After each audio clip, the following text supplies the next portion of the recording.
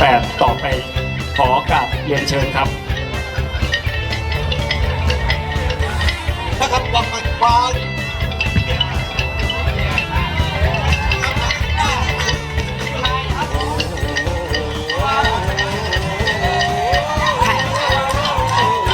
ระเภทเรืออย่างกลางของเสียบของพิน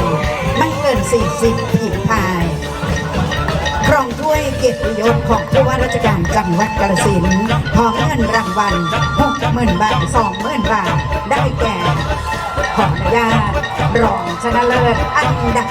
3เด็ดเชิญท่านผู้ว่าด้านหน้าค่ะ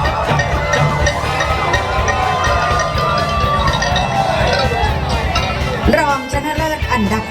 3ครองถ้วยเกียรติ